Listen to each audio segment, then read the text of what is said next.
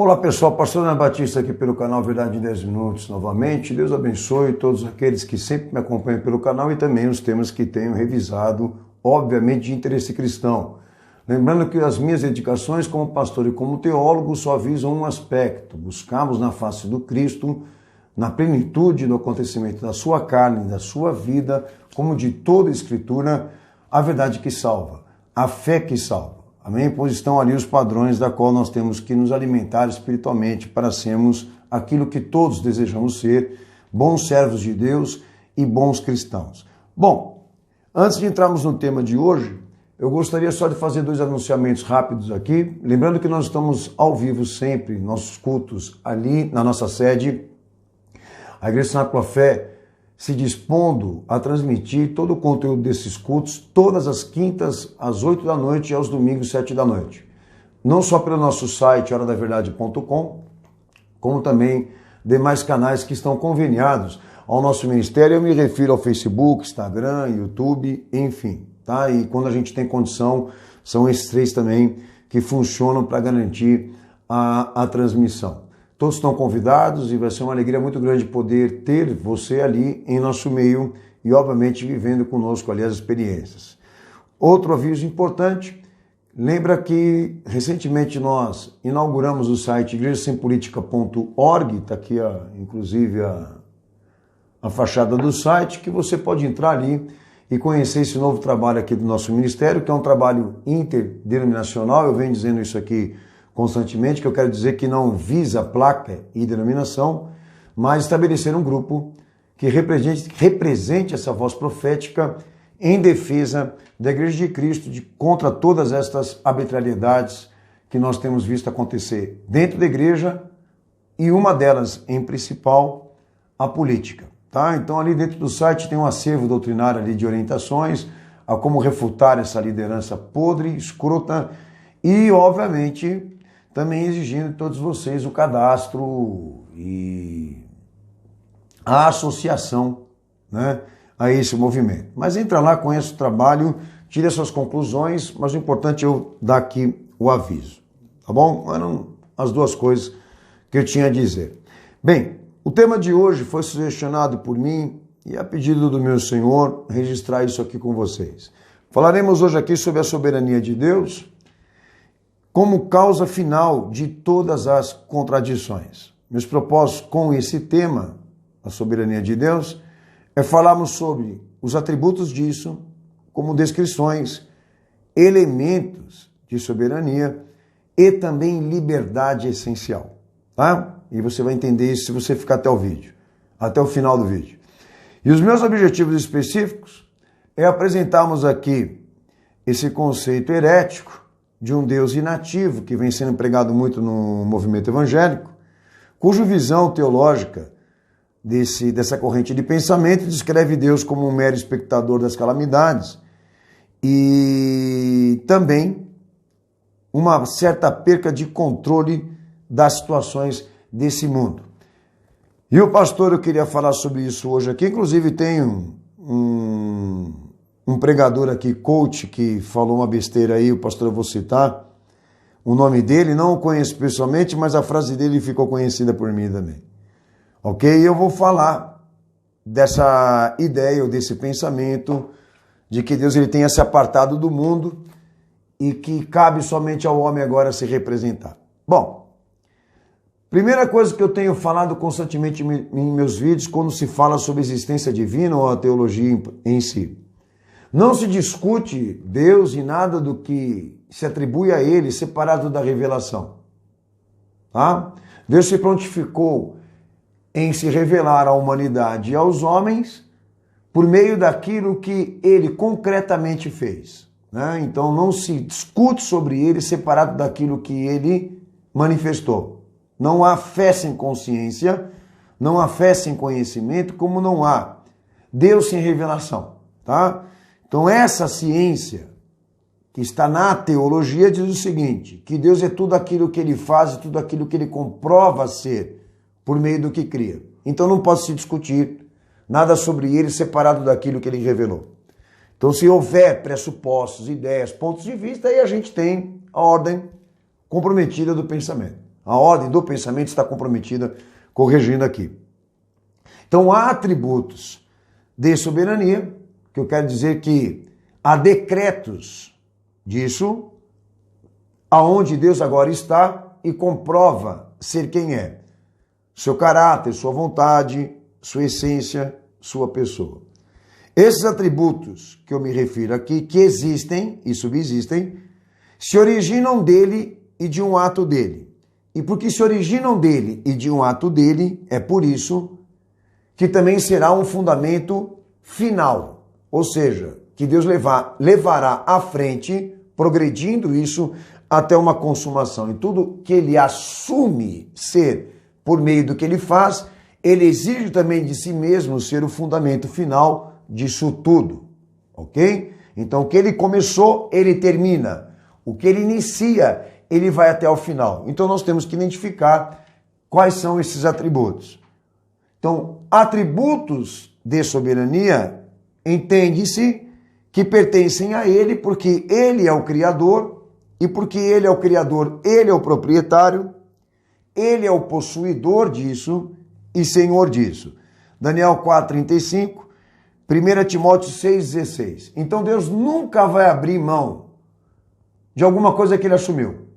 Ele nunca vai deixar isso, porque ele quer assumir, porque é o Criador, porque ele quer assumir, porque é o proprietário e possuidor disso.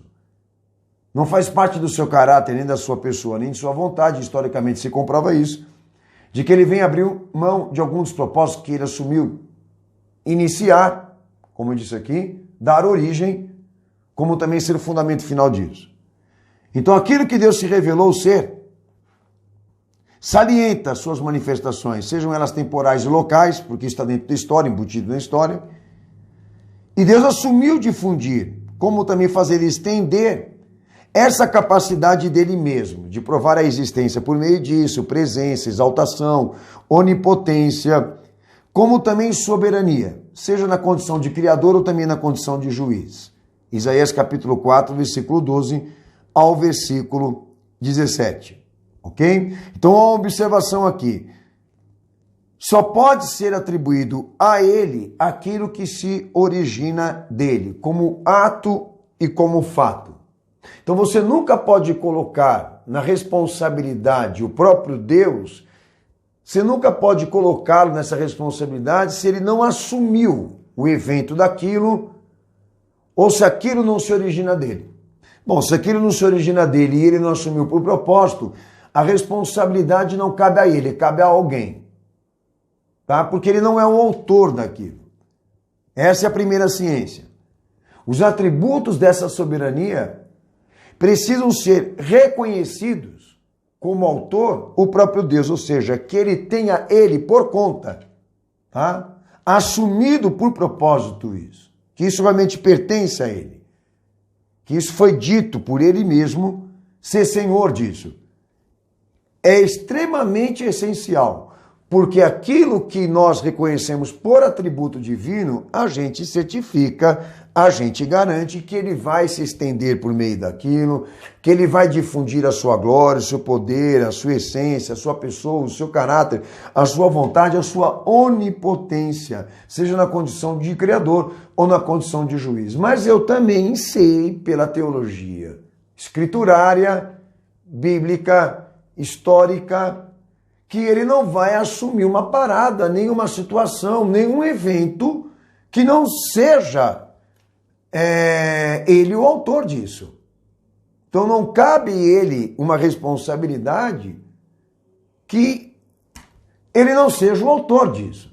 Então, primeiro critério. Segundo critério, existem descrições também dessa soberania e dessa vontade. Ou seja, tudo que ele assumiu por propósito, porque é o autor, expressam adequadamente quem ele é, ou seja, o seu ser, que se estendem para o passado, como também para o futuro. Ou seja, aquilo que Deus se pontificou revelar e mostrar ser, se estende em toda a história, desde o início até o fim, de maneira concreta, decretiva, explícita, perceptível, ok?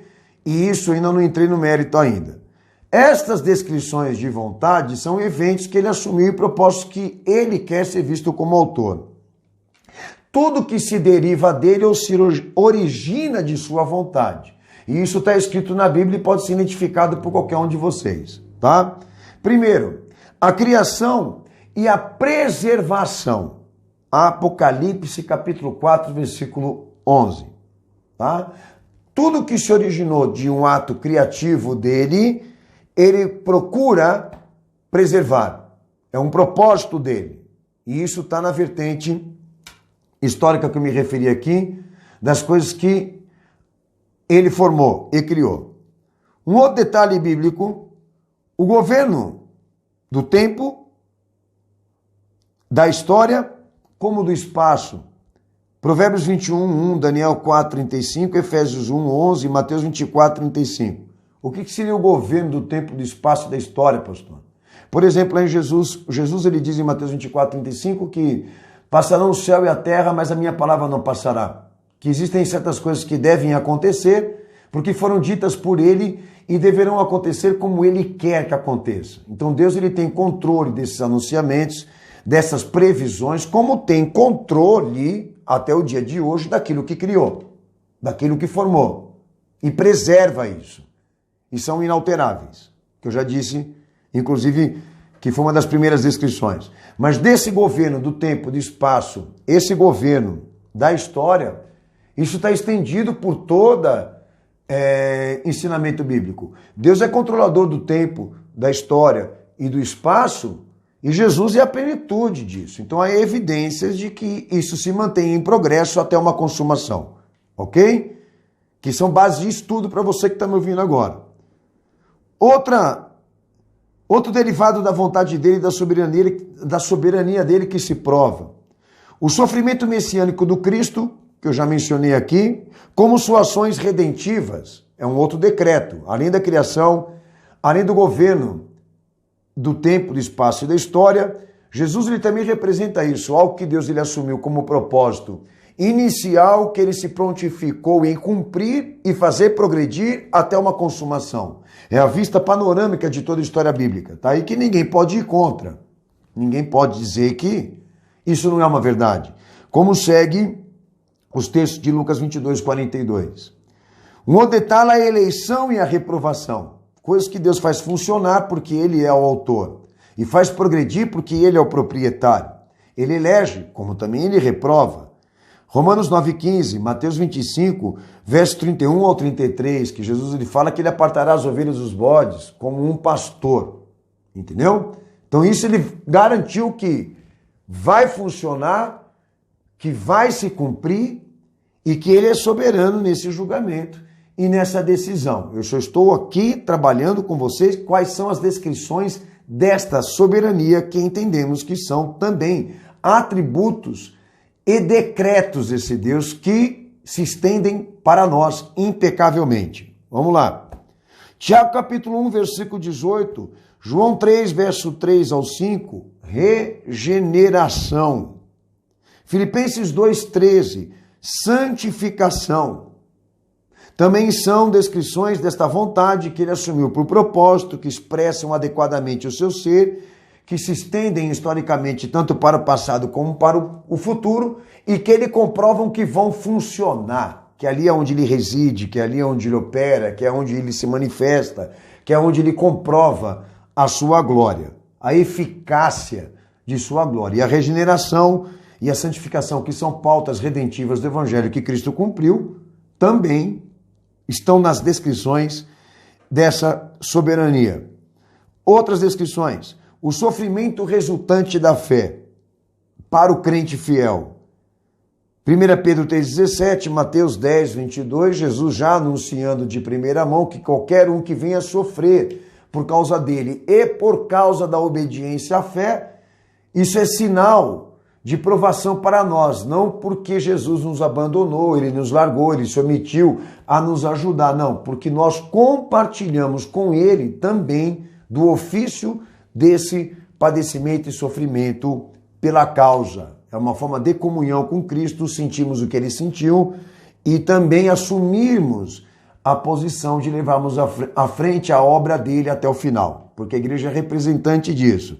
E Jesus deixa claro em Mateus 10, 22 que isso vai acontecer, e se acontecer que ninguém suspeite dele ou do seu poder ou da sua soberania, porque é necessário que aconteça. Certo? Bom, Tiago capítulo 4, 15, Atos 18, 21, Romanos 15, 32, Gálatas 6, versículo 7 ao 8 também diz uma outra descrição que deriva da vontade dele e da soberania dele é a vida e o destino. Que eu vou falar sobre isso, inclusive. Tá? Por exemplo, a vida, a concepção dela, tá? É sobrenatural, não é física.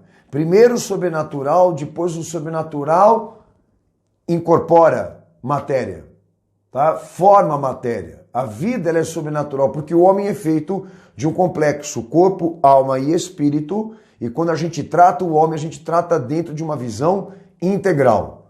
Não separa o corpo da alma e do espírito, porque primeiro vem a alma e o espírito, uma concessão divina, para depois na procriação ou na concepção natural dessa formação, o que é espiritual se encarna.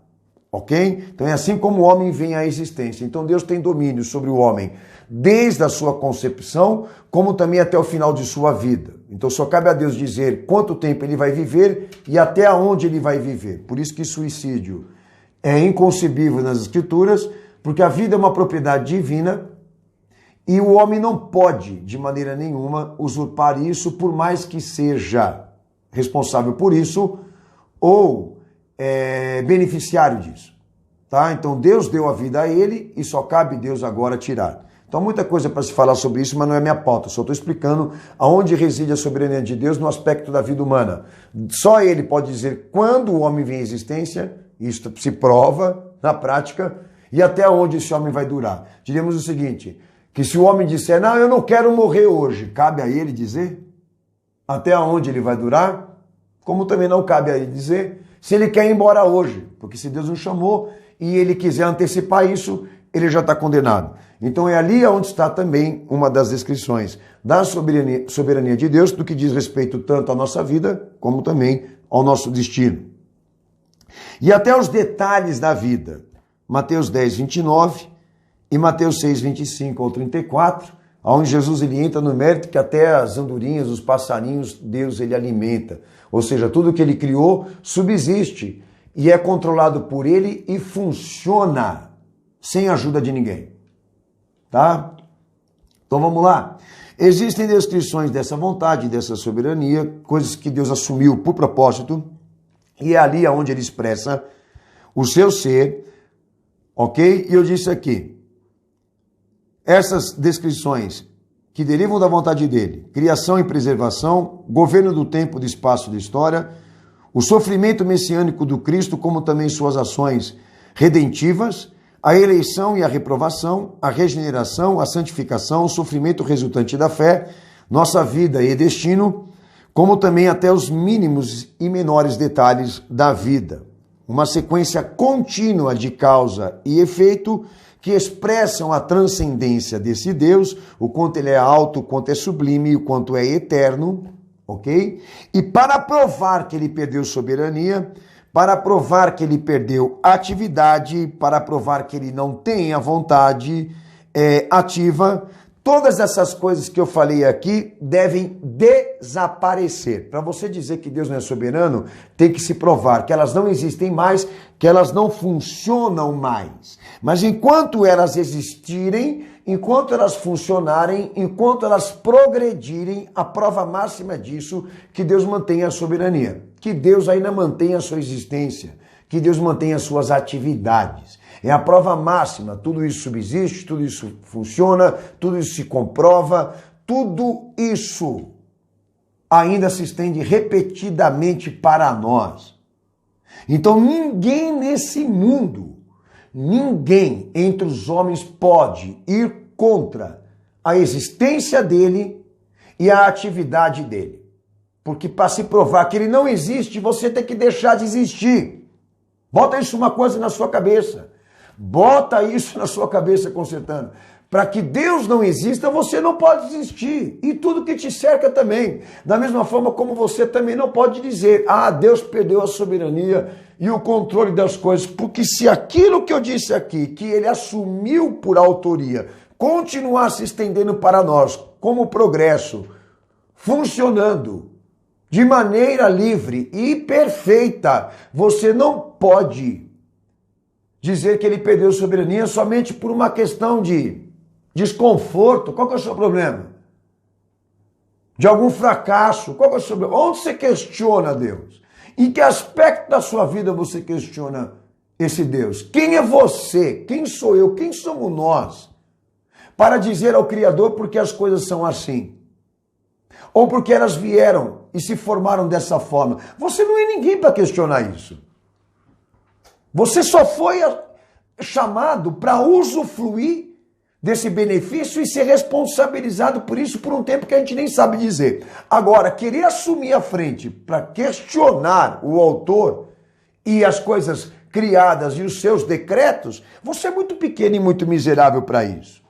Tá? Mas voltando para a questão científica, bom, se nós temos uma causa, né, que ainda mantém, além de existente, mantém o seu efeito, ninguém pode ir contra a transcendência de Deus. Ela existe, pô. Então o cara, para chegar e questionar a soberania de Deus, como a existência dele, ele precisa muito mais do que a sua própria razão. Ele precisa muito mais do que esses códigos científicos aí. Entendeu? Até porque quando se discute a existência de Deus por meio de uma ciência concursada, se volta muito mais para o aspecto do que é o átomo em si, né? Do que isso. Da onde se originam as coisas. Porque da onde se originam as coisas deixou claro que tudo é perfeito, que tudo prega. Que quem fez é competente, que quem fez é organizado, que quem fez é inteligente. Você está pegando uma coisa na mão que existe um autor, que existe um criador. Porque se não existisse, isso não teria chegado para você. Então, como pode o ateu dizer que Deus não existe existindo o ateu? Assim como também eu não posso dizer que Deus é soberano, se os seus propósitos continuam se expressando como causa e efeito, inclusive, para os nossos dias. Então, isso daqui é honestidade. Já o que vocês veem por aí é malaquice. É estratégia de Malaque, entendeu? Ó, nós vamos falar sobre Deus aqui, mas separado de seus atributos, separado de descrições de atributos de vontade e soberania, e nós vamos falar com uso de ideias. Por que Deus não desce aqui agora? Hã? Por que Deus não... É uma das coisas que eles adoram falar. Ele não desce porque ele não quer. Ele não desce porque ele não tem vontade para isso. Como há certas coisas que você também, por vontade, exerce o seu direito de não fazer, Deus também é assim. Agora, porque você o desafia, porque você o desacata, ele vai ter que te obedecer? A forma dele comprovar a existência e soberania, ele já definiu quais são. E não cabe a você nem eu querer implementar uma outra razão disso. Como o diabo disse para Jesus, pula daí. Porque está escrito lá que se você ordenar os anjos, eles vão te obedecer. E o Senhor falou para o diabo, não tentarás o vosso Deus. Ou seja, eu não vou fazer nada para exigir dele mais do que ele já me comprovou. E é mais ou menos por aí. Não cai nessa malaquice. Mas vamos seguir nosso raciocínio e vamos seguir aqui, né, a teologia e a ciência da honestidade. Não se discute sobre Deus, separado de seus atributos e suas descrições. Terceiro ponto. Elementos básicos de soberania. Quando, dentro das descrições, nós temos o ato e o fato. Tá? O que seria o ato? Criação, exemplo. A vinda do Cristo, exemplo. Quando Deus, ele providencia, né, o acontecimento, tá? Esse é o ato, tá bom? Então vamos lá. O que foi constituído por sua vontade são padrões inalteráveis e independentes, são livres, não dependem de nada e nem de ninguém, além dele mesmo. Então ele se pontificou em ser o autor, é o ato. Ele foi e fez, e o que ele fez é inalterável é eterno, subsiste, é independente porque ninguém ajudou ele para acontecer isso. A criação é isso, a vinda do Cristo é isso, enfim, esse é o ato. Onde entra o fato, pastor? Tudo isso que ele se prontificou em fazer, que é inalterável, independente e livre, prega-se, que é perfeito, completo, funciona e testemunha ser eterno em todos os seus decretos e seus aspectos, tá? Porque não conhecem alterações, já falei, e como também não conhecem limitações. É como se Deus dissesse assim, sou eu. Sou eu. Seja no princípio de tudo, quando ele formou as coisas, como também na vinda do Filho. É uma atividade supra-humana, é uma atividade em nível altíssimo de poder e soberania que não daria para forjar, não daria para arrumar esse negócio. Vamos fazer a teoria do Big Bang, vamos explodir tudo e acreditar que tudo isso venha se reorganizar. Tenta, pô! Por que você não tenta explodir sua casa, seu barraco e tudo que você tem para ver se tudo isso vai se organizar de novo?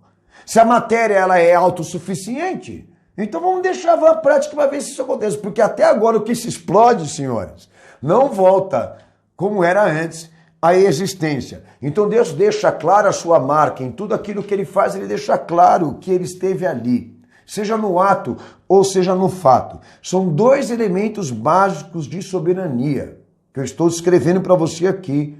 Poder, obviamente, formalizar ou então formatar o seu pensamento de fé.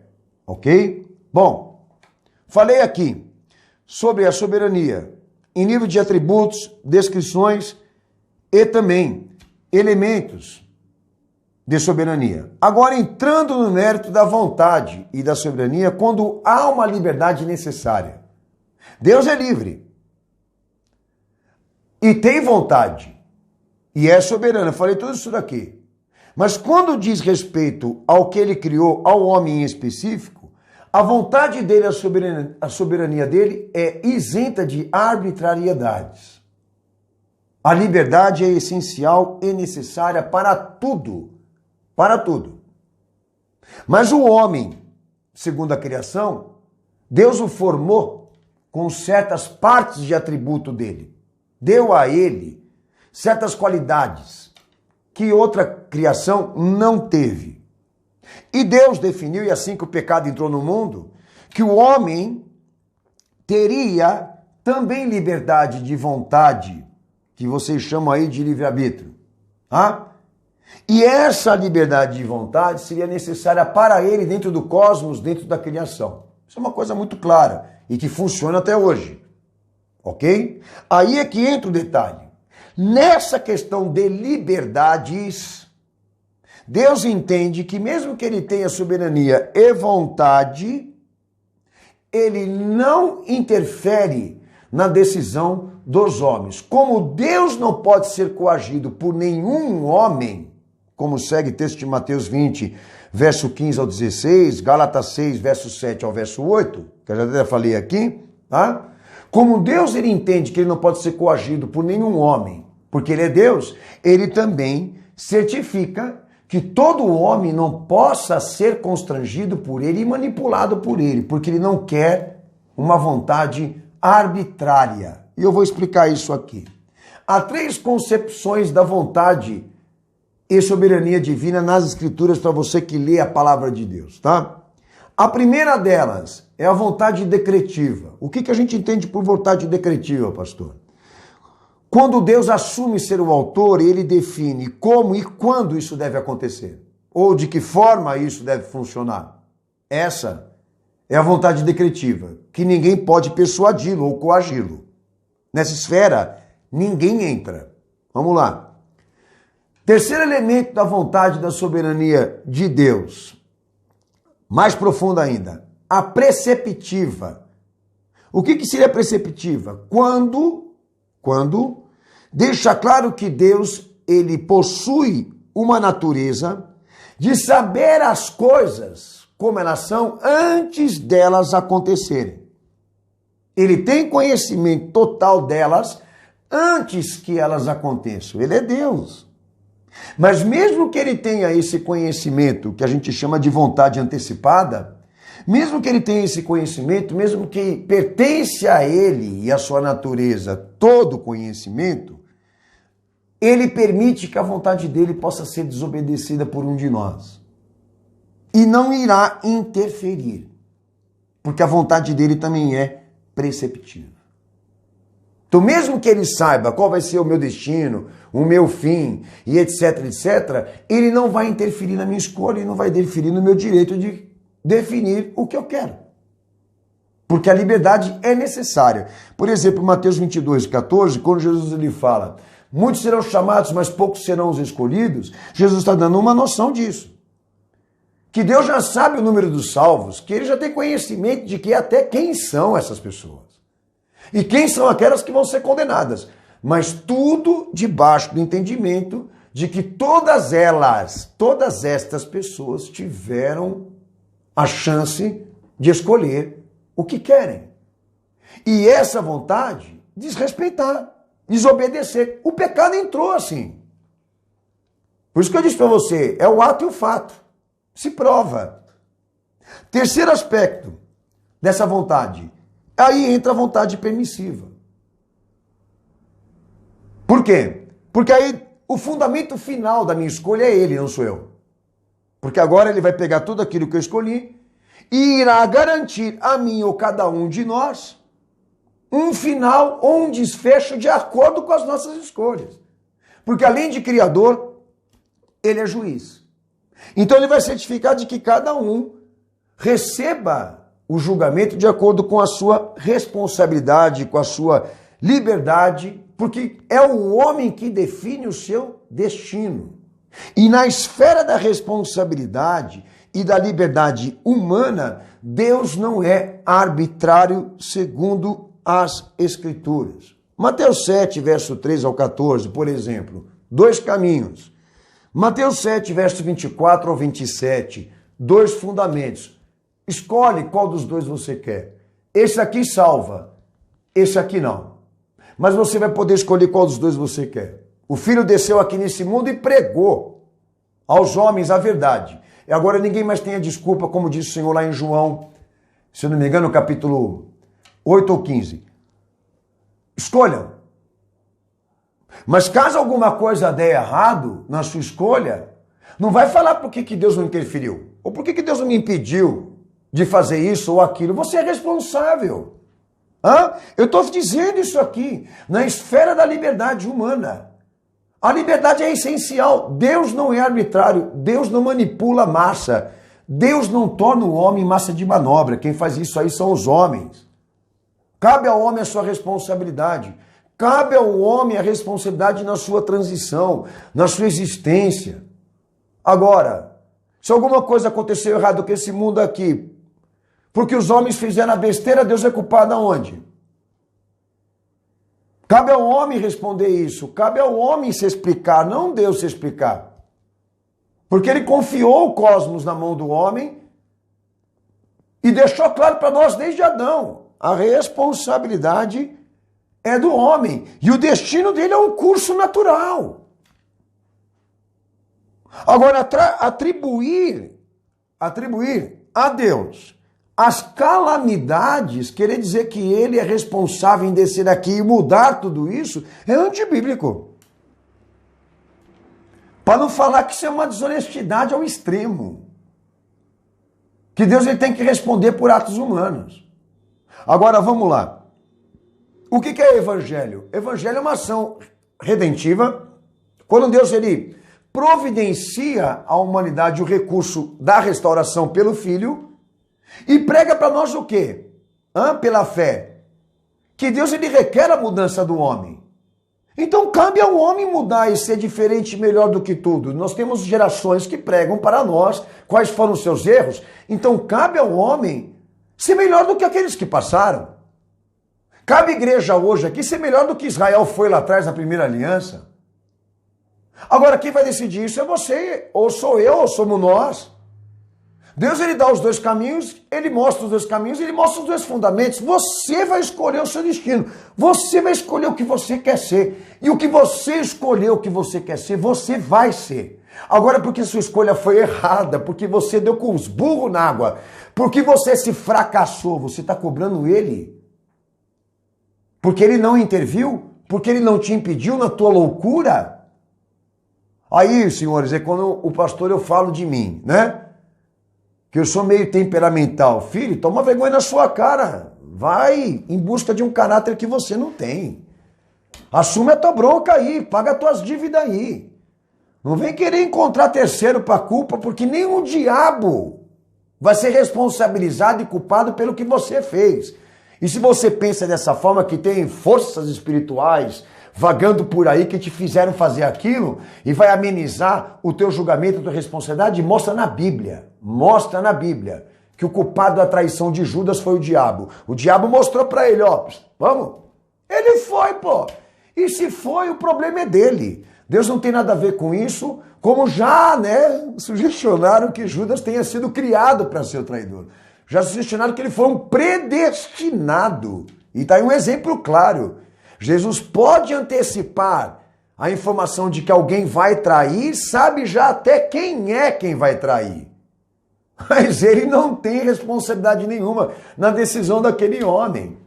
A responsabilidade é dele, é minha, é sua. Agora aí é que vem a questão. O exemplo dessa cafajestice. Eu até digo para vocês que a cada dia na igreja evangélica surge uma modalidade diferente, dessas bizarrices teológicas. E eu desconfio, senhores, que dentro desse liberalismo o povo está rasgando a Bíblia, a folha da Bíblia, para enrolar e para fumar um. Não é possível. Porque eu tenho certas coisas que eu ouço que são até, dentro da visão herética, são até arquitetadas, inteligentes, que a gente se dedica um pouco mais até para desmascará-las. Mas tem certas coisas que a gente vê no movimento evangélico e na teologia que são fáceis demais para chegar à conclusão do quanto são espúrias, irracionais. Mas um exemplo, eu não conheço esse indivíduo, mas um tal de Vitor Azevedo, durante esses dias, esses coach, como disse aqui, que podem ser da erva, diz o seguinte: se Deus estivesse no controle, não teríamos história de crianças com fome, mulheres estupradas, miséria, coronavírus, governos opressores e calamidades. E ele chega à conclusão: Deus não está no controle de tudo, quem está é você. Então é aquilo que eu disse. Da onde ele tirou isso? Eu não sei que manuscrito. Mas em compensação, para ele provar isso para aqueles que ele estão pregando, para aqueles a quem ele está falando e pregando, ele tem que fazer ou lutar para fazer, deixar de existir todos os atributos e descrições e elementos dessa soberania que Deus se pontificou por propósito, não só fazer existir, como progredir até uma consumação. E ele não pode. Mas ele disse isso, Deus não está no controle de tudo, ele perdeu, porque olha o caos, olha a bagunça. Quer dizer, o homem não é responsável. O obrigado aí a mudar não é o homem, não é Deus que tem que descer aqui nesse mundo e fazer as coisas ser diferentes. Então, esse aí, como todos que pensam isso, no meu ver, são canalhas. Vejam bem vocês, como é que pode? Eu vou começar pela questão. Quem é o autor da bala de um fuzil? Quem que é o autor da bala daquele projétil que vazou e acertou uma criança lá no Morro do Rio de Janeiro? É Deus que tinha que livrar aquilo ali? Quem está imputado a responsabilidade da organização, do funcionamento das leis, da organização política, dos direitos, da guarda desses direitos? Deus! Quem assumiu essa bagaça aí são vocês. É isso que eu estou aqui para falar. Somos nós. Nós que temos que fazer esse negócio aqui mudar. Evangelho é isso. É implicância de regeneração e santificação. Uma mulher que foi violentada sexualmente. Agora Deus é culpado porque ela foi violentada, porque aquele vagabundo que pegou ela para fazer isso não é o responsável, como também, de repente, ela. Que há certas prevenções que ela poderia também conhecer, que ela não conheceu. Ou seja, está tudo bagunçado aqui, cada um tem a sua parcela. Obviamente, nada justifica, né? Mas é o que está acontecendo, e quando a gente fala teologicamente tudo que isso está acontecendo, o que fica no nosso pensamento é que Deus poderia ter feito alguma coisa por isso e não fez. E a primeira coisa que eles fazem é levantar a mão para o céu e questionar Deus, por que perdeu o filho, por que isso, por que aquilo, por que etc, por que da doença, coronavírus. Vai aprender, rapaz. Vai aprender alguma coisa, vai estudar na sua vida. De repente até acho que ele sabe, mas ele quer fazer idiotas com a pregação dele. Vai procurar saber de quem são os testes, de quem é a mutação desse vírus, quais são os laboratórios que estão por detrás, se enriquecendo a custa dito o programa de mudanças radicais que nós estamos sendo obrigados a obedecer, esse excesso de contingências por causa dessa pandemia que nós estamos sendo obrigados a obedecer, porque tudo isso foi programado pelo homem, essa agenda apocalíptica de pragas, de guerras, de imoralidades, de injustiças. Quem está cumprindo é o homem, Deus não tem isso em mãos, essa tabelinha para ficar matando. O que mata é o pecado, a origem da morte é o pecado, a transgressão e o livre-arbítrio do homem. Deus ele não tem, como disse, ele não é o autor da morte, nem do pecado e nem da condenação, mas da vida eterna em Cristo Jesus. O salário do pecado é a morte, mas o dom de Deus é dar vida e vida eterna em Cristo Jesus. É lá onde ele reside, é lá onde ele opera, na esfera da fé, na esfera da revelação, na esfera da obediência, da sujeição, é lá onde ele opera. É lá. Então nós temos que fazer um mundo melhor, não ele. Nós temos que fazer a igreja ser melhor, e não ele. A responsabilidade é nossa. Então Deus não perdeu soberania. O que perdeu, na verdade, é a vergonha na cara de muitos aí.